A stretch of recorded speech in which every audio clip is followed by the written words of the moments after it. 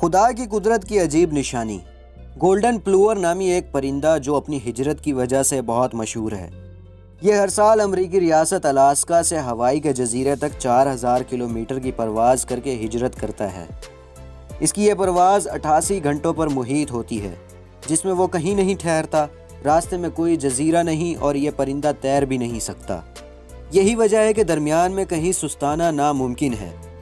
سائنسدانوں نے اس پرندے پر تحقیق کی تو ان کو پتہ چلا کہ اس پرندے کو یہ سفر مکمل کرنے کے لیے 88 گرام چکنائی یعنی فیٹ کی ضرورت ہوتی ہے، جبکہ حقیقت میں اس پرندے کے پاس پرواز کے ایندھن کے طور پر تقریباً 70 گرام چکنائی دستیاب ہوتی ہے۔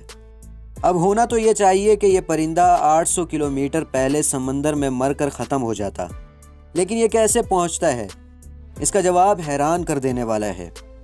اصل میں یہ پرندہ گروہوں کی شکل میں وی کی شیپ بنا کر پرواز کرتے ہیں اور اپنی پوزیشن چینج کرتے رہتے ہیں، جس کی وجہ سے انہیں ہوا کی رگڑ کا کم سامنا کرنا پڑتا ہے اور ان کی 23% انرجی سیو ہو جاتی ہے، جو ان کو ہوائی کے جزیرے تک پہنچا دیتی ہے۔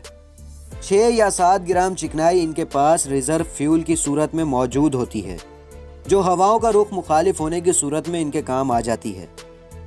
دوستو، آخر میں میرا سوال ہے کہ کون اللہ کے انکار کی جرات کر سکتا ہے؟ ایک پرندہ یہ کیسے جان سکتا ہے کہ اس کو سفر کے لیے کتنی چکنائی درکار ہے؟ راستہ اسے کون بتاتا ہے؟ اتنے لمبے سفر کی اسے ہمت کیسے ہو جاتی ہے؟ اور چکنائی کے استعمال کا اسے کیسے اندازہ ہو جاتا ہے؟ اور اس کو یہ کس نے بتایا کہ وی شیپ میں سفر کرنے سے وہ کیسے انرجی بچا سکتا ہے؟ فتبارک اللہ احسن الخالقین۔ دوستو، بے شک تمام جہان کا خالق و مالک اللہ تعالیٰ ہے۔ اللہ پاک ہمیں دینی تعلیم حاصل کرنے، پڑھنے، سمجھنے اور اس پر عمل کی توفیق عطا فرمائے، آمین یا رب العالمین۔